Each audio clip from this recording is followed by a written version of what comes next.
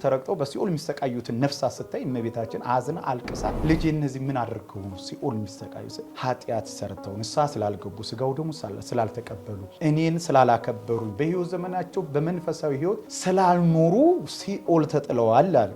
በዛን ሰዓት ላይ እናቴ ሆይ አንቺ ብትሞችላቸው እኮ እነዚህ ነፍሳት እኔ ወደ ገነት አስገባቸዋለሁ ብሎ ሲላት እመቤታችን ደስ ነው ያላት። እነዚህ ነፍሳቶች እምታድንልኝ ከሲኦል የምታወጣልኝ ከሆነ አይደለም ለነዚህ ነፍሳት አንድ ጊዜ አይደለም ልጄ 7 ጊዜ ሞትላቸዋለሁ ብላለች። አብዛኞቹ የህፃናት ጾም ብለው የሚያስቧት ነው፣ ዝም ብሎ በመከፋፈል ቤተ ክርስቲያን የህፃናት ጾም፣ የቄስ ጾም፣ የምእመናን ጾም፣ የወንድ ጾም፣ የሴት ጾም ብላ ያስቀመጠችው ህግ የለም። 7ቱም አጽዋማት ከ7 ዓመት ጀምሮ አንድ ኦርቶዶክሳዊ የሆነ ሰው ከ7 ዓመት ጀምሮ የመጾም የውዴታ ግዴታ ነው ያለው። የውዴታ ስንል እግዚአብሔር ደቆሶ በግድ አስገድዶ የሚያጾም እንሂድና የድንግል ማርያምን ስጋዋን በእሳት እናቃጥለው ብለው ክፉ አይሁድ ተሰባስበው ወደ እመቤታችን ወዳረፈበት ስጋዋ ወደ ሐዋርያት ይዘው ወደ ቤተክርስቲያን ይዘው በሚሄዱበት ሰዓት ወደ ጌቴሴማኒ መንገድ ላይ ጠብቀው እመቤታችንን ስጋዋን ሊያቃጥሉ ተነሱ ማለት ነው። አሁንም ደግሞ የድንግል ማርያምን መቀበር ትጠራጠራለህ አሉት። አይ ና እናሳያ አሉት። ቅዱስ ጴጥሮስ ቅዱስ ዮሐንስ ልክ ቶማስን አስከትለው ወደ እመቤታችን መቃብር ወደ ጌቴሴማኒ ይዘውት ሄዱና የቀበርናት እዚህ ነው ብለው መቃብሩን ከፈት አድርገው ሲያዩ መቃብሩ ባዶ። አይ እንግዲህ ምን ያክል እመቤታችን የተሰጣ ክብር ምን ያክል ታላቅ እንደሆነ ነው። አይደለም ልጇ መድኃኔዓለም አምላክ ቀርቶ ልክ እሱንም የምድር ግራቪቲ ያልያዙት በመቃብር ያልቀረ ገሎ ሞትን ገሎ ትንሣኤውን ያወጀ የድንግል ማርያም ልጅ ኢየሱስ ክርስቶስ በክብር እንዳደረገው ተነስቶ እሷም ልክ እንደ ልጇ መግነዝ ፍቱልኝ መቃብር ክፈቱልኝ ሳትል በክብር ተነስታ እመቤታችን አደረገ። እኛ ነው የሚገርም። አሁን የሐዋርያ ጾም፣ የነቢያ ጾም፣ የገና ጾም እንደዚህ የሚባሉት ላይ ቀጥታ የማይጾሙ ሰዎች አሉ። ይሄ ስህተት ነው። ሌላውን በልተው ጾመ ፍልሰታን ቢጾሙ ወይንም ቢጾሙ ምን ዋጋ አለው? ይሄ ከስጋው ጾመኛ ነው ከመረቀው አድርጉልኝ ማለት ነው። ስለዚህ የእመቤታችንን 2 ጊዜ ሱባኤ ይዘው ዛሬም እነሆ የእመቤታችንን በረከት አግኝተው ያ ቅዱሳን ሐዋርያት የጾሙት ጾም አባቶቻችን ሊቃውንቱ ወይንም 318ቱ ሊቃውንት እንደደነገጉልን ከ7ቱ አጽዋማት መካከል አንዱ ጾመ ፍልሰታ የእመቤታችን ጾም ብሎ እንደዚሁ ይጾማል ማለት። ዛሬም ኦርቶዶክሳውያን በመላው ዓለም ያሉ ሐዋርያትን ምሳሌ በማድረግ አርአያ በማድረግ እኛም ከነሐሴ 1 ጀምሮ እስከ 14 2 ሱባኤ ይጠናቀቃል። በዓሏን ደግሞ ነሐሴ 16 ቀን እናከብራለን ማለት ነው። ጾመ ፍልሰታ ማለት ይሄ ነው። ፍልሰቷን መነሳቷን ማረጓን ሐዋርያት ያረጋገጡበትና የመሰከሩበት ባይናቸው ያዩበት እኛም የሐዋርያት ልጆች በዚህ ጾም ጾመን ጸልየን ሰግደን ሱባኤ ገብተን አልቅሰን እመቤታችን የኛን የልቦናችን መሻት የምትፈጽምበት ለጥያቄያችን ምላሽ የምናገኝበት ለሀገር ሰላም የምናገኝበት የእያንዳንዳችን በልቦናችን ያለው ጥያቄ ምላሽ የሚያገኝበት ቤታችን ሰላም ፍቅር የሚያገኝበት ትልቅ የሱባኤ የጾም ሰዓት ነው ማለት ነው። አዩ በስጋ አረፈች እንላለን። ሁሉ ይችላሉ። እንደ ልጇ ስልጣን አላት እመቤታችን ከልጇ በታች ማለት ነው። ስለዚህ መድኃኔዓለም ኢየሱስ ክርስቶስ ታስታውሱን በቀራኒዮ ላይ ተሰቅሎ ልክ 6 ሰዓት ላይ ቅድስት ነፍሱ ከቅድስት ስጋው ለይቶ 9 ሰዓት ላይ ካረፈ በኋላ ማለት ነው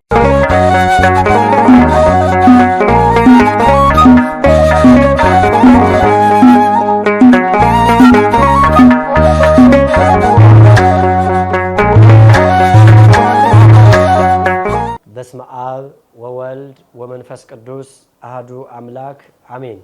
ሰላም የኤማሁስ ሚዲያ 23 ቤተሰቦቻችን እንደምን ቆያችሁ? በድጋሚ እንግዲህ እዚሁ ነሐሴ ላይ ሳንወጣ ስለ ጾመ ፍልሰታ ውይይት እያደረግን ከመጋቢ ሐዲስ መምህር አብርሃም ጋር ቆይታ እናደርጋለን። በመላው ዓለም ሆናችሁ መርሃ ግብሮቻችን የምትከታተሉ በቀጣይም ሌሎች ስለ አዲስ ዓመት ስለ ሌሎች መርሃ ግብር እያወጣን ነገር ግን ዛሬ ላይ የጾም ነው ስላለ ጾም ለምን እንደምንጾም እንዴት እንደምንጾም እነማን እንደጾሙት አብረን ጠቅልል አድርገን የምናነሳ ይሆናል። እንግዲህ መጋቢ ሐዲስ መምህር አብርሃም በድጋሚ በዚህ መርሃ ግብር ተገናኝተናል። እንግዲህ ዛሬ እየጾምን ያለንበት ሰዓት ነው። እንግዲህ ይህም ደግሞ 11ኛው ቀን ደርሰናል። ፍልሰታ ብለን እንጾማለን። ይህም እንግዲህ ከእመቤታችን ጋር የተያያዘ የእመቤታችን ጾም ነው። በዚህም ደግሞ በርካቶች ሱባኤ ይዘው መልስ የሚሰጡበት ነውና ከመነሻው ስንነሳ ጾመ ፍልሰታ ምን ማለት ነው? ጾመ ፍልሰታ ማለት ምን ማለት ነው? መልካም እንግዲህ ጾመ ፍልሰታ ማለት ጾም ነው። ጾም ስንል 7 አጽዋማት አሏት ቤተክርስቲያን፣ ሁሉንም ያጠቃልላል ጾም የሚለው ቃል። ፍልሰታ የሚለው ከሌሎቹ አጽዋማት ብዙ አይነት 7 አይነት ስላሉ ከነዚያ መካከል ለይተን ጾመ ፍልሰታ እንላታለን ማለት ነው። ጾመ ፍልሰታ ማለት አንደኛ ስጋዋ የፈለሰበት በመሆኑ እንዲሁም ትንሳኤዋን፣ እርገቷን፣ ፍልሰቷን የምናስብበት የጾም አይነት ስለሆነ ጾመ ፍልሰታ ተብሎ ተሰይሟል ማለት ነው። እንግዲህ ጾመ ፍልሰታ ስንል የእመቤታችንን ትልቁን ለሰው ልጆች ከዋለችበት አንዱ በመሆኑ ይህንን ከ7ቱ አጽዋማት ቅዱሳን ሐዋርያት የጾሙ ጾም በመሆኑ እኛም እንድንጾም ታዘናል ማለት ነው። ከ7ቱ አጽዋማት አንዱ በመሆኑ ማለት ነው። መልካም እንግዲህ ይህን አያይዘን ስንጾም ሐዋርያት እንደጾሙት ነው መረጃው ቤተክርስቲያናችን የምታስተምረን ወይም ደግሞ አባቶቻችን ወይም መጽሐፉ የሚያስተምረንና ለምን ሐዋርያት ጾሙት? መልካም እንግዲህ ቅዱሳን ሐዋርያት ይህንን ጾመው ለእኛ ለልጆቻቸው በረከት እንድናገኝበት ያስተላለፉበት ትልቁ የሐዋርያት የጾሙት ጾም ነው። የእመቤታችን ለምን ጾሙት ስንል የጾሙበት ምክንያት እንግዲህ እመቤታችን ቅድስት ድንግል ማርያም በዚች ምድር ላይ 64 ዓመት ኖራለች። 64 ዓመት ከኖረች በኋላ መድኃኔዓለም ኢየሱስ ክርስቶስ ጥር 21 ቀን እመቤታችን እንግዲህ እናቴ ከዚህ ውጣ ውረድ ድካም ካለበት ዓለም እነሆ ድካም ውጣ ውረድ ከሌለበት ወደ እርስተ መንግሥተ ሰማያት ወደ ገነት አሳርግሽ ዘንድ ታርፊያለሽ ባላት ሰዓት ላይ ልጄ እኔ ያንተ እናት ሆኜ እንዴት ሞት ይገባኛል? እንዴት ልሞት ይገባኛል ብላ ከልጇ ጋር ተከራክራለች። መድኃኔዓለም ኢየሱስ ክርስቶስ ከእናቱ ጋር መከራከር አልፈለገም። ቀጥታ ሄዶ ይዟት ወደ ገነት ወደ ሰማይ ይዞ ሄዶ ሲኦል ወስዶ እነዚያን ሲኦል የሚሰቃዩ ነፍሳትን ያሳያት። እንግዲህ ስታይ እመቤታችን እነዚያን በእግረ ዲያብሎስ ተረግጠው በሲኦል የሚሰቃዩትን ነፍሳት ስታይ እመቤታችን አዝና አልቅሳ ልጅ እነዚህ ምን አድርገው ነው ሲኦል የሚሰቃዩ? ኃጢአት ሰርተው ንስሐ ስላልገቡ ስጋው ደግሞ ስላልተቀበሉ እኔን ስላላከበሩኝ በሕይወት ዘመናቸው በመንፈሳዊ ሕይወት ስላልኖሩ ሲኦል ተጥለዋል አለ። በዛን ሰዓት ላይ እናቴ ሆይ አንቺ ብትሞችላቸው እኮ እነዚህን ነፍሳት እኔ ወደ ገነት አስገባቸዋለሁ ብሎ ሲላት እመቤታችን ደስ ነው ያላት። እነዚህን ነፍሳቶች የምታድንልኝ ከሲኦል የምታወጣልኝ ከሆነ አይደለም ለነዚህ ነፍሳት አንድ ጊዜ አይደለም ልጄ 7 ጊዜ ሞትላቸዋለሁ ብላለች። እንግዲህ ምን ያክል እመቤታችን ለሰው ልጆች ለእኛ አስፈላጊ የፍቅር እናት እንደሆነች አይደለም አንድ ጊዜ 7 ጊዜ ሞትላቸዋለሁ ብላ ለኛ ለልጆቿ ሞትን የመረጠች እናት ናት። እንግዲህ አስቡት። በዛን ሰዓት ላይ ፈቃደኛ ሆና ቅድስት ነፍሷን ከቅድስት ስጋዋ ለይቷል። ጥር 21 ቀን ማለት ነው። እንግዲህ ዕረፍቷን በዓል ስለምናከብር በዛን ሰዓት ላይ ቅዱሳን ሐዋርያት እመቤታችንን ቅድስት ድንግል ማርያምን ስጋዋን ገንዘው በክብር ወደ ጌቴ ሰማኒ ሊቀብሯት ስጋዋን ሊያሳርፉ ይዘዋት ይሄዳሉ ባጎብር ተሸክመው። በዛን ሰዓት ላይ አይሁድ ክፎች ስለነበሩ በወቅቱ ምን አሉ? እነሆ ልጇ መድኃኔዓለም ሞተ፣ ተቀበረ፣ ተነሳ በ3ኛው ቀን እያሉ አሁንም ያስተምራሉ፣ ይሰብካሉ። በዚህ ምክንያት ብዙ የኛ የሆኑ ሰዎችን እየወሰዱ ወደ ክርስትና እየወሰዱብን ነው። አሁን ደግሞ እናቱ አረፈች፣ ተቀበረች፣ ተነሳች፣ አረገች እንዳይሉ እንሂድና የድንግል ማርያምን ስጋዋን በእሳት እናቃጥለው ብለው ክፉ አይሁድ ተሰባስበው ወደ እመቤታችን ወዳረፈበት ስጋዋ ወደ ሐዋርያት ይዘው ወደ ቤተክርስቲያን ይዘው በሚሄዱበት ሰዓት ወደ ጌቴሰማኒ መንገድ ላይ ጠብቀው እመቤታችንን ስጋዋን ሊያቃጥሉ ተነሱ ማለት ነው። ከነዚያ መካከል ላይ ጡንቻው የፈረጠመ ልቡ የጠፋ እጅግ በጣም ጎልማሳ አቅም ያለው ጉልበት ያለው ታውፋኔ የተባለ ሰው አንድ ሰው ነበረ። እሱ ቀድሞ አንተ አቅም ስላለ ጉልበት ስላለ ቀድመ ሂድ ብለው ሄደና የእመቤታችን ስጋው ያለበትን የሸንኮራ አልጋውን ያዘው በእጁ ማለት ነው። ከዛም በኋላ ከእግዚአብሔር የተላከ መልአክ ቅዱስ ገብርኤል ይለዋል አንድምታው ላይ በያዘው ሰይፍ ሁለቱንም እጆቹን በሰይፍ ቆረጠው ይላል። ልክ የእመቤታችን የሸንኮራ አልጋው ላይ ሁለቱም እጆቹ ተቆርጦ ተንጠለጠሉ። በዛን ሰዓት ላይ እመቤታችን ምን አለች? ልጄ በዛን ሰዓት ታውፋንያ ራሱ ያ ልቡ የጠፋ ጎረምሳ በትዕቢት ተወጥሮ የመጣው እናቴ ድንግል ማርያም እውነትም የአምላክ እናት ነሽ እባክሽ ይቅር በይኝ ማሪኝ ብሎ በፊቷ ተደፍቶ ተማጽኗታል ማለት ነው።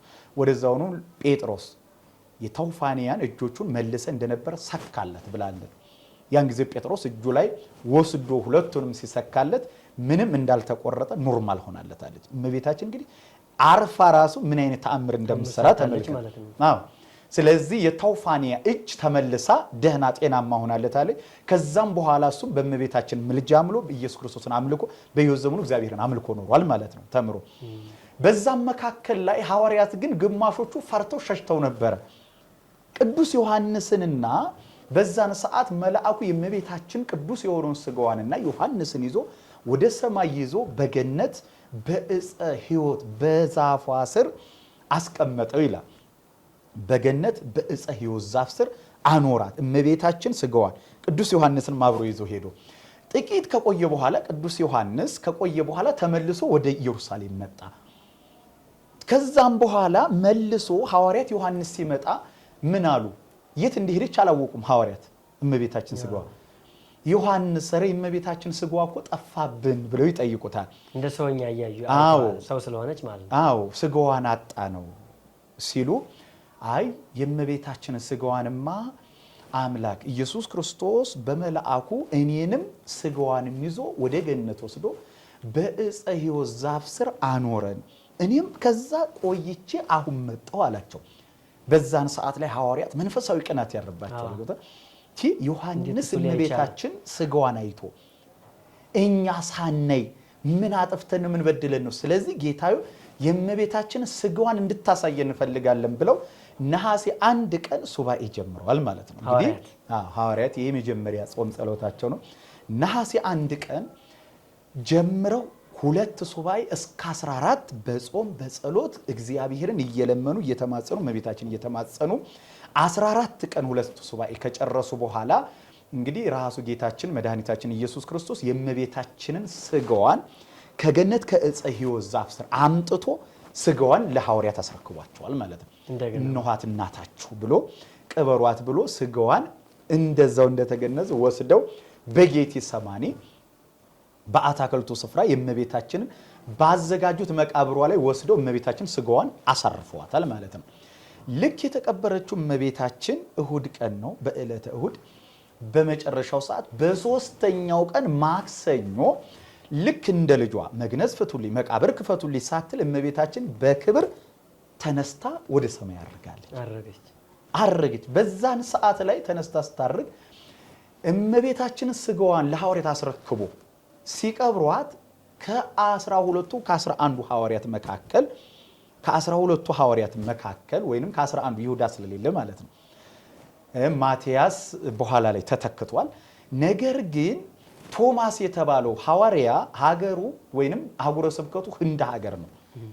ምክንያቱም በእጣ የተከፋፈሉት አህጉረ ስብከቱ ህንድ ሀገር ላይ አስተምሮ ሰብኮ አድኖ ፈውሶ ቀጥታ አባቶች ደመና ጠቅሰው ነው የሚመጡት። እንደዛሬው በአውሮፕላን እንደምንጠቀመው እኛ ማለት ነው። እንግዲህ የበቁ ስለሆኑ ደመናን ይጠቅሳሉ። ደመና ላይ ቁጭ ብሎ የፈለጉት ሀገር መሄድ ይችላሉ ማለት ነው። ደመና ጠቅሶ ደመና ላይ ተጭኖ ቶማስ ከህንድ ሀገር ተነስቶ በደመና ተጭኖ በአየር ላይ እየመጣ ወደ ኢየሩሳሌም እየመጣ እመቤታችን ደግሞ ሙስና ምረው ድል አድርጋ ወደ ሰማይ እያረገች ቀጥታ ቶማስ በደመና እመቤታችን ስታርግ በአየር ላይ ተገናኝተዋል ማለት ነው። አሁን በዛን ሰዓት ላይ ቶማስ ሲያት እመቤታችን እያረገች ነው። በዛን ሰዓት እመቤቴ እናቴ አሁንም ደግሞ አንቺ ስትነሺ ትንሳኤሽን ስታርጊ እርገትሽን ሳላይ ቀድሞ የልጅሽን ትንሳኤ አላምንም ብዬ ተጠራጥሬ እጄን በተወጋው ጎና አስገብቼ እጄ ተኮማትሯ በመለኮት ሰዓት እንዴት አሁን ደግሞ የልጅሽን ትንሳኤ ሳላይ ያንቺን እርገትም ሳላይ እንዴት ይሆናል ብሎ ከደመና ላይ ራሱን ለመወረር አሰበ ማለት ነው። በዛን ሰዓት ላይ እመቤታችን ምን አለች? ተው ቶማስ ልጄ ትንሳኤንም እርገቴንም ያየሁ አንተ ነህ። ሐዋርያት ቀበሩኝ ስጋዬን በመቃብር አሳረፉ እንጂ እርገቴን ትንሳኤን አላዩትም። ስለዚህ እንዲያውም እድለኛ ነህ አንተ። ስለዚህ ሂድና እንዲያውም ለወንድም ለሐዋርያት ተነሳች አረገች ብለህ ንገራቸው ብላ ይህንን ስትለው ይሄ ለምስክር የሆነ ዘንድ መጎናጸፊያን እንካ ብላ ስጋዋን ከፍ ነው ስጋዋን ጠቅልለው የቀበሩበትን ያን መጎናጸፊያዋን ለቅዱስ ቶማስ ሰጥተዋለች ማለት ነው። እነሱ እንዲያምኑት ምልክት እንዲሆነው መነሳት ማድረገዋል። ከዛም በኋላ ቶማስ በደመና ወርዷል ኢየሩሳሌም ሄደና ሐዋርያትን አግኝቷቸው ምን አለ? እንደው ቅዱስ ጴጥሮስ ዮሐንስ እንዲሁ የእመቤታችን የስጋዋ ነገር እንዴት ሆነ አለና ጠየቃቸው። እንዴ እመቤታችንንማ ከአንድ ነሐሴ 1 ቀን ጀምረን እስከ ነሐሴ 14 ሁለት ሱባኤ ጾምን ጸልየን ሱባኤ ይዘን እመቤታችን ጌታ ኢየሱስ ክርስቶስ አምጥቶ ስጋዋን አስረከበን በጌቴ ሰማኒ ወስደን ቀበርናት አለው። እንዴ አለ ቶማስ እንዴ እመቤታችን የሞተችው በጥር ነሐሴ መቃብር ይሄ እንዴት ይሆናል? ኧረ ለሰሚ የማያምር አለ። አንተ ደግሞ አለ ጴጥሮስ ተነስቶ ሁሉ ጊዜ ትጠራጠራለህ፣ ሁሉ ጊዜ የጌታን ትንሣኤ ተጠራጠርክ። እጄን በተወጋው ጎኔ ካላስገባሁ ብለህ በመለኮተ እሳት እጆች እስኪጨማደዱ ተለበለብክ። በኋላ ምን አሁንም ደግሞ የድንግል ማርያምን መቀበር ትጠራጠራለህ አሉት። አይ ና እናሳያ አሉት። ቅዱስ ጴጥሮስ ቅዱስ ዮሐንስ ልክ ቶማስን አስከትለው ወደ እመቤታችን መቃብር ወደ ጌቴ ሰማኒ ይዘውት ሄዱና የቀበርናት እዚህ ነው ብለው መቃብሩን ከፈት አድርገው ሲያዩ መቃብሩ ባዶ። አይ እንግዲህ ምን ያክል እመቤታችን የተሰጣ ክብር ምን ያክል ታላቅ እንደሆነ ነው። አይደለም ልጇ መድኃኔዓለም አምላክ ቀርቶ ልክ እሱንም የምድር ግራቪቲ ያልያዙት በመቃብር ያልቀረው ሙትን ገሎ ሞትን ገሎ ትንሣኤውን ያወጀ የድንግል ማርያም ልጅ ኢየሱስ ክርስቶስ በክብር እንዳደረገው ተነስቶ እሷም ልክ እንደ ልጇ መግነዝ ፍቱልኝ መቃብር ክፈቱልኝ ሳትል በክብር ተነስታ እመቤታችን አድርጋለች። ደነገጠ ጴጥሮስ። መቃብሩ ባዶ ሲሆን ማን ይወሰዳት? እዚህ ነበርኩ የቀበርናት አለ። ያን ጊዜ ቶማስ አይ ጴጥሮስ አታምኑኝም ብዬ ነው እንጂ እመቤታችንስ አዎ ቀብራችኋታል፣ ግን እንደ ልጇ በሶስተኛው ቀን በዕለተ ማክሰኞ ተነስታ በክብር አድርጋለች። ምን ማረጋገጫ አለ አሉ። ይኸው በዛ አይደለ ከፍናችሁ ስጋዋን ጠቅልላችሁ የቀበራችሁታል። አውስ መጎናጸፊያውን አውጥቶ ሲያሳያችሁ አው በሱ ነው። ስለዚህ እመቤታችን በክብር ተነስታለች አርጋለች ብለው ሐዋርያት አመኑ። በኋላ ላይ ያንን ሰበኗን ስጋዋ የተጠቀለለበት ጨርቁን በሙሉ እየተከፋፈሉ ለሐዋርያት ተከፋፍለውታል ማለት ነው። አሁን ለምሳሌ በቤተ ክርስቲያናችን በገጠር አብያተ ክርስቲያናት አካባቢ ካህናት አባቶች መስቀላቸው ላይ ምን ያደርጋሉ? ሱቲ ያደርጋሉ። ያችን ጨርቋን ማለት ሰበኗን ያቺ እመቤታችን የሰበኗ ምሳሌ ናት። ያው በከተማ ላይ ሰለጠን እያለ መስቀሉ ራቁቱን ነው ግን። ስለዚህ ግን ያንን ትውፊት ይዘው አባቶቻችን መስቀላቸው ላይ ያችን የእመቤታችንን ሰበኗን አድርገው በዛ በጨርቁ ሳይቀር ድው ይፈውሱበት፣ ሙት ያስነሱበት፣ የሚገርሙ የብዙ ችግሮችን ይፈቱበት ነበር በእመቤታችን ሰበን ብቻ ማለት ነው። እና ያንን ካሉ በኋላ ሐዋርያት ተሰብስበው ምን አሉ? ደግሞ መንፈሳዊ ቅናት አደረባቸው። ይሄ አንደኛው ጾም ሱባኤያቸው ነው። ከነሐሴ 1 እስከ 14 ይጾም ይሄንን ከዛ በኋላ የእመቤታችን ስጋዋን የጠየቁትን ምላሽ ሰጣቸው ማለት ነው። እመቤታችን ዛሬም በሱባኤያችን የልቦናችን መሻት ትፈጽምልን። ምክንያቱም ጥያቄያችን እንዲመለስ ስለሆነ ሱባኤ የምንይዘው። በዚህ ሰዓት ላይ ሐዋርያት አሁን ምን አሉ? ቶማስ ትንሣኤዋን እርገቷን አይቶ እኛ ሳናይ አሉ። እንደገና መንፈሳዊ ቅናት ማለት ነው እንግዲህ እንዴት እኛ ትንሣኤዋን እርገቷን ሳናይ እንዴት እንቀራለን ብለው አሁንም ትንሣኤዋን እርገቷን ማየት እንፈልጋለን። ስለዚህ የሚቀጥለው ዓመት ላይ ደግሞ ነሐሴ 1 ቀን ለሁለተኛ ጊዜ ሱባኤ ጀምሯል ሐዋርያት። ለሁለተኛ ጊዜ ማለት ነው ነሐሴ 1 ቀን ዓመት ማለት ነው። ሌላውን ዓመት ማለት ነው። ከዛም በኋላ 14 ቀን ሁለት ሱባኤ ጾመው ጸልየው እመቤታችንን ተማጽነው መድኃኔዓለም ልጇን ተማጽነው የሚገርመው ሁለቱን ሱባኤ 14ኛው ቀን ላይ ሱባኤቸውን ከጨረሱ በኋላ በ16ኛው ቀን ራሱ ጌታችን ኢየሱስ ክርስቶስ እናቱን ድንግል ማርያምን በቀኙ አድርጎ እልፍ አእላፋት ቅዱሳን መላእክትን አስከትሎ ቅዱሳን ሌሎቹን ነቢያትን ያነበሩትን ቀድሞ አባቶችን እግዚአብሔር አስከትሎ እናቱን ድንግል ማርያምን ይዞ በሐዋርያት ባሉበት ስፍራ ላይ ተገልጦላቸዋል ማለት ነው። በዛ ስፍራ ላይ ከተገለጠላቸው በኋላ እመቤታችን ይሄው ብሎ እመቤታችንን መንበር አድርጎ ታቦት አድርጎ ማለት ነው ራሱ ዋና ቀዳሽ ካህን አድርጎ ቅዱስ ጴጥሮስን ደግሞ ሰራቂ ወይም ደግሞ ሁለተኛ ቄስ ካህን አድርጎ ቅዱስ ጴጥሮስ አሁንም እዚህ ጋር አብሮ ነበር ማለት ነው። እንደገና ደግሞ ሊቀ ዲያቆናት ቀዳሚ ሰማዕት ቅዱስ እስጢፋኖስን ዲያቆን አድርጎ ራሱ መድኃኔዓለም ቀድሶ አቁርቦ ሐዋርያትን የሚገርም እመቤታችን መንበር አድርጎ መጨረሻ ላይ ሁሉን ነገር ከፈጸመላቸው በኋላ እመቤታችን ቅድስት ድንግል ማርያም ከልጇ ከመድኃኔዓለም ጋር በክብር ሁሉም ተሰብስበው እያዩት በክብር ወደ ሰማይ ያርጋለች ማለት ነው። ስለዚህ የእመቤታችንን ሁለት ጊዜ ሱባኤ ይዘው ዛሬም እነሆ የእመቤታችንን በረከት አግኝተው ያ ቅዱሳን ሐዋርያት የጾሙት ጾም አባቶቻችን ሊቃውንቱ ወይንም 318ቱ ሊቃውንት እንደደነገጉልን ከሰባቱ አጽዋማት መካከል አንዱ ጾመ ፍልሰታ የእመቤታችን ጾም ተብሎ እንደዚሁ ይጾማል ማለት ነው። ዛሬም ኦርቶዶክሳውያን በመላው ዓለም ያሉ ሐዋርያትን ምሳሌ በማድረግ አርአያ በማድረግ እኛም ከነሐሴ 1 ጀምሮ እስከ 14 ሁለቱ ሱባኤ ይጠናቀቃል። በዓሏን ደግሞ ነሐሴ 16 ቀን እናከብራለን ማለት ነው። ጾመ ፍልሰታ ማለት ይሄ ነው። ፍልሰቷን፣ መነሳቷን፣ ማረጓን ሐዋርያት ያረጋገጡበትና የመሰከሩበት ባይናቸው ያዩበት እኛም የሐዋርያት ልጆች በዚህ ጾም ጾመን ጸልየን ሰግደን ሱባኤ ገብተን አልቅሰን እመቤታችን የኛን የልቦናችን መሻት የምትፈጽምበት ለጥያቄያችን ምላሽ የምናገኝበት ለሀገር ሰላም የምናገኝበት የእያንዳንዳችን በልቦናችን ያለው ጥያቄ ምላሽ የሚያገኝበት ቤታችን ሰላም ፍቅር የሚያገኝበት ትልቅ የሱባኤ የጾም ሰዓት ነው ማለት ነው። መልካም እንግዲህ እጅግ በጣም ጥሩ በሆነ መልኩ ለሁሉም አድማጭ ተመልካች ግልጽ በሆነ መልኩ አጠር ባለ ነው ይሄም የተሰጠ ደስ ይላል። እውነት ለመናገር ሐዋርያት ያደረጉት ተጋድሎ ቀላል አይደለም። እንግዲህ ዓለምን አልጨውን ዓለም ከማጣፈጥ ባሻገር ደግሞ ከመቤታችን ጋር ያላቸውን ግንኙነት ለዚህ ኦርቶዶክሳውያን ደግሞ ለአማኝ ለተከታዩ ምን ያህል ብርታትና ጥንካሬ እሷን የፈለገ ሰው ሁሉ ነገር እንደሚደረግለትና ጥያቄው እንደሚመለስለት ያሳዩበት ነው። ጽናት የሚወሰዱበት ነው። እንደገና መጨረሻ ፍሬ የሚያገኙበት ፍሬ እንድናገኝ ያስተማሩበት ነውና ጠቅላላ አድርጌ ሁለት ጥያቄዎች ብቻ ጠይቁታል። አንደኛው ቅድም እንደተናገሩት ጥር ላይ ከሞተች ካረፈች መቃብር ነሐሴ የሆነበት ምንድን ነው? ይሄ በጣም ረጅም ጊዜ ነውና ብዙ ወራቶች አሉ መካከል ለእግዚአብሔር ይቻላል። በእርግጥ ግን እንደው እኛ በደንብ እንድናቀው እና ማያውቁ ሰዎችም እንዲያውቁት ነው።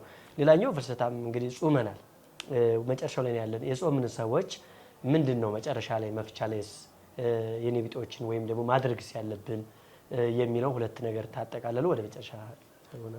መልካም እንግዲህ አሟሟትሽ በጥር ነሐሴ መቃብር አረ ይሄ ለሰሚ የማያምር ብሎ ቶማስ ተናግሯል። እንግዲህ የእመቤታችን አንዱ ለየት የሚያደርገው በነገራችን ላይ ሞት በክርስቶስ ላይና በእመቤታችን ላይ ስልጣን የለውም። ምክንያቱም መድኃኔዓለም ኢየሱስ ክርስቶስ ሰው ሆኖ ለአዳም በገባው ቃል ኪዳን መሰረት ሞትን ቀምሶ በሞቱ ሞትን ገድሎ ነው ትንሣኤን ያወጀልን ለኛ። ስለዚህ ለክርስቲያኖች እንኳን አይደለም እመቤታችን ሞት አይባልም፣ እንኳን ለእመቤታችን ለኛ ለኦርቶዶክሳዊ ሞት አይባልም። የሚባለው እረፍት ነው።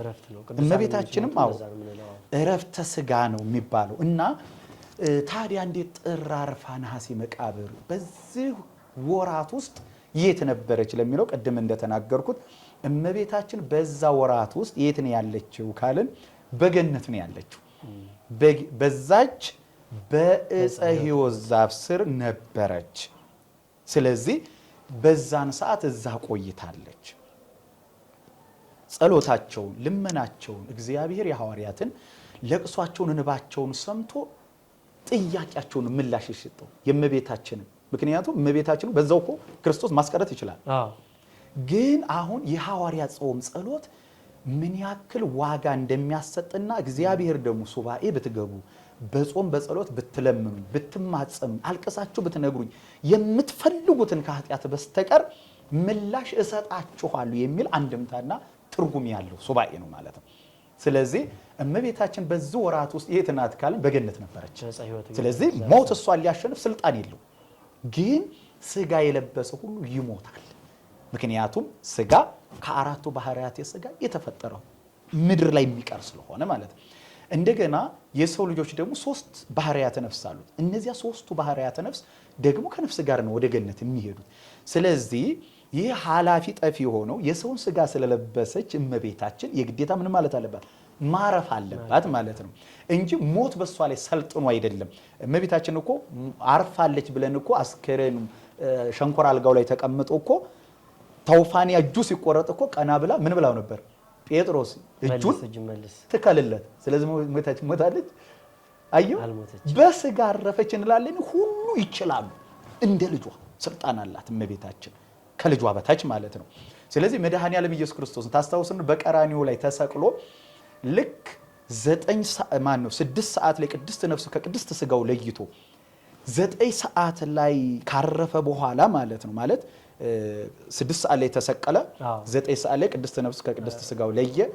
11 ሰዓት ላይ ዮሴፍና ኒቆዲሞስ ከመስቀል ሊያወርደው ወደ መቃብር አውርዶታል ማለት ነው። በዛን ሰዓት ላይ ምን አለ መድኃኔዓለም? ሞቷል ነው የምንለው አይደል? ግን ዮሴፍና ኒቆዲሞስ እየገነዙት ባለበት ሰዓት ላይ ቀና ብሎ ምንድን ያላቸው? እንዴ ዮሴፍ ኒቆዲሞስ ዝም ብላችሁ እንደማንም ሰው ገነዛችሁ ልትቀብሩ ነው እንዴ አለ። ምክንያቱም ሞት እሱ ጋር ስልጣን የለውማ። ታዲያ እሺ ጌታዊ ምን ብለን እንቅበርህ ብለውታል። ቅዱስ እግዚአብሔር ቅዱስ ሕያው ዘኢይመውት ዘተወልደ እማርያም እምቅድስት ድንግል ተሳለነ እግዚኦ። ቅዱስ እግዚአብሔር ቅዱስ ኃያል ቅዱስ ሕያው ዘኢይመውት ዘተጠምቀ ቢዮርዳኖስ ወተሰለ ዲበ ዕፀ መስቀል ቅዱስ ተሳለነ እግዚኦ እያላችሁ ይህንን እያላችሁ ገንዙኝ ቅበሩኝ ብሏቸዋል። ስለዚህ እግዚአብሔር መድኃኔዓለም ሞቷል አይደል? በስጋ ስለዚህ በመለኮት አልሞተም ማለት ነው። ስለዚህ እመቤታችንም እንደ ልጇ እንደዛው ነው። አዎ ከልጇ በላይ ስልጣን ያላት እመቤታችን ስለሆነች ያን ጊዜ እጁም ሲቆረጥ ታውፋንያ ጴጥሮስ እጁን ሰካለት ያለችው ሞት በእነዚህ ላይ ስልጣን የለውም። አይደለም በእመቤታችን ላይ አይደለም በክርስቶስ ላይ በክርስቲያኖች ላይ ሞት ስልጣን የለውም።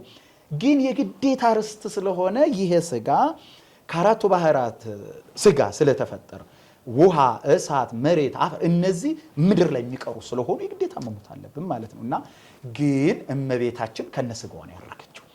መድኃኔዓለም ከነስጋው ነው ያረገው። እንደ ሰው ቢቀበሩም የመበስበስ ወይ የሞት እንትን የላቸውም ማለት ነው። መቃብር ባዶ የሆነ አሁን እነሱ በክብር ተነስተዋል።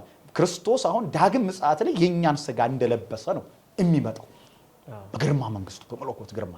እንግዲህ የሰውን ስጋ እንደለበሰ ስንል መስቀሉ ከፊት እያበራ እመቤታችን ቀኝ አድርጎ ቅዱስ ዮሐንስን በግራው አድርጎ በእልፍ አእላፋት ቅዱሳን መላእክት ታጅቦ በክብር ይመጣል ስንል መድኃኔዓለም የለበሰው ስጋ ይዞ ነው። እመቤታችንም እንደዛው እና ስለዚህ የእመቤታችን የቅድስት ድንግል ማርያም ከጥር እስከ ነሐሴ የቆየችው በገነት በዕፀ ሕይወት ዛፍ ስር ቆይታለች ማለት ነው ባጭሩ።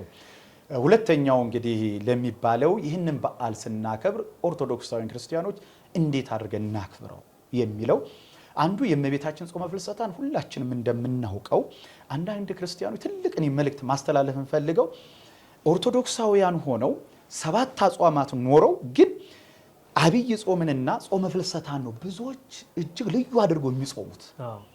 እውነት ነው፣ ጥሩ ነው። አብይ ጾም ትልቅ ጾም ነው። ጾመ ፍልሰታም ትልቅ ጾም ናት። ግን የሌሎቹን ጾም ለምንድን ነው እንደ ጾም ማንቆጥረው? እውነት ነው። ይሄ በጣም ከባድ ነው፣ ራሱን ችሎ የሚነሳ። አሁን ለምሳሌ በዚህ ሰዓት ማንም ጾመኛ ነው። የሚገርም አሁን የሐዋርያ ጾም፣ የነቢያ ጾም፣ የገና ጾም እንደዚህ የሚባሉት ላይ ቀጥታ የማይጾሙ ሰዎች አሉ። ይሄ ስህተት ነው። ስጋ ሁሉ የሚበሉ ሌላውን በልተው ጾመ ፍልሰታን ቢጾሙ ወይንም ቢጾሙ ምን ዋጋ አለው? ይሄ ከስጋው ጾመኛ ነኝ ከመረቀው አድርጉልኝ ማለት ነው ባጭር ቋንቋ። ስለዚህ 7ቱን ማጽዋማት የመጾም ግዴታ አለብን ማለት ነው። ሁለተኛው ደግሞ እቺን ጾመ ፍልሰታን አብዛኞቹ የህፃናት ጾም ብለው የሚያስቧት አሉ። ዝም ብሎ በመከፋፈል ቤተ ክርስቲያን የህፃናት ጾም፣ የቄስ ጾም፣ የምእመናን ጾም፣ የወንድ ጾም፣ የሴት ጾም ብላ ያስቀመጠችው ህግ የላትም። 7ቱን ማጽዋማት ከ7 ዓመት ጀምሮ አንድ ኦርቶዶክሳዊ የሆነ ሰው ከ7 ዓመት ጀምሮ የመጾም የውዴታ ግዴታ ነው ያለበት። የውዴታ ስንል እግዚአብሔር ደቆሶ በግድ አስገድዶ የሚያጾም የሚያስመልክ አምላክ ስላልሆነ ማለት በፍቅር ነው የሚገዛን። ሁለተኛው በግድ ስን ኦርቶዶክስ ነን እኛ 7ቱን አጽዋማት ያልጾመ ክርስቲያን ነው ተብሎ አይታሰብም። ምክንያቱም እንደ ኦርቶዶክስ አይቆጠርም።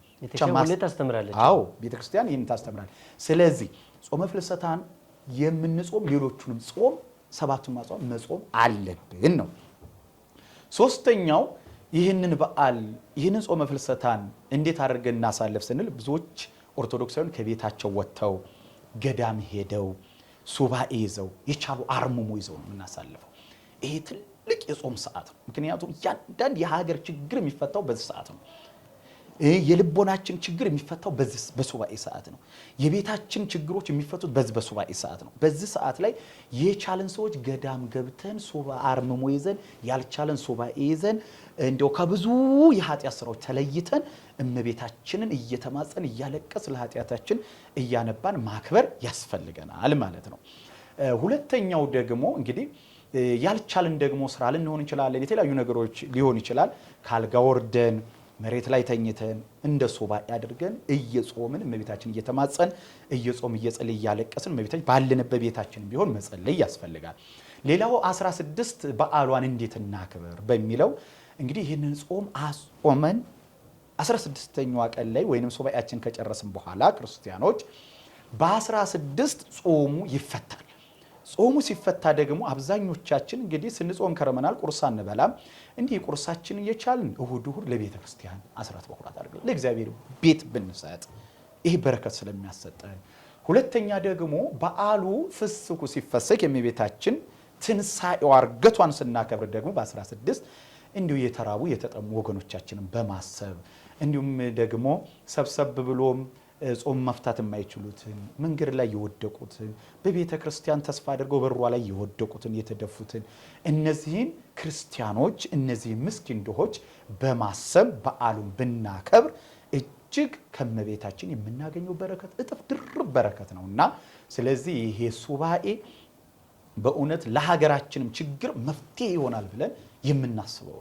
ስለዚህ እመቤታችን አሁን ያለችበት ሀገራችን ጥሩ ላይ አይደለችም። በብዙ ነገር መብርሃን በምልጃዋ የአስራት ሀገሯ እንድትታደግልን ህዝቦቿን በፍቅር በሰላም እንድታኖር ጦርነቱን መከራውን ረሃቡን በቃ ብላ ሰላም የምትሆንበትን ኢትዮጵያን ሰላም የምታደርግበት እመቤታችን ከልጇ እንድታማልደን የምንማጸንበት የሱባኤ ሰዓት በመሆኑ ኦርቶዶክሳውያን ይህንን ጾም በፍቅር በሰላም እግዚአብሔር በሚወደው መልኩ ጾመን እግዚአብሔር ጸሎታችንን ሱባኤያችን እንዲሰማን ምላሽም እንዲሰጠን ፈቃዱ ይሁንልን። እንግዲህ ዛሬ ይህን ይመስላል።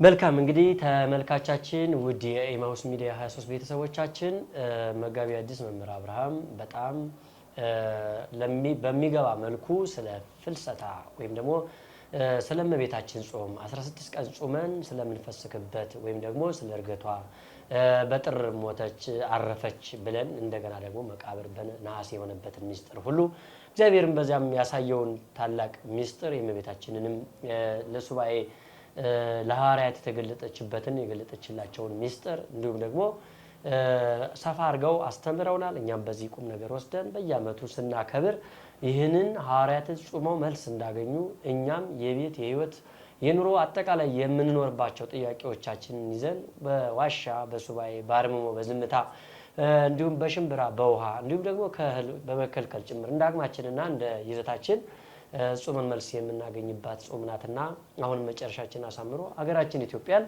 ባርካ ቀድሳ ጎብኝታ ዳር ድንበሯን ጠብቃ ሰላም እንዲመለስላት እመቤታችን ፊቷን እንድታዞርልን የእርሷ መልካም ፈቃድ ይሁን። የልጇም ቸርነት አይለየን። የነበረን ቆይታ ይህን ይመስላል። ለነፍሳችን የሚሆነውን ነገር እንደወሰርን በዚሁ ተስፋ እናደርጋለን። በሌላ መርሃ ግብር ተመልሰን እስከምንመጣ ቸር እንሰንብት። ሰላም እግዚአብሔር ከእናንተ ጋር ከሁላችን ጋር ይሁን እላለሁ።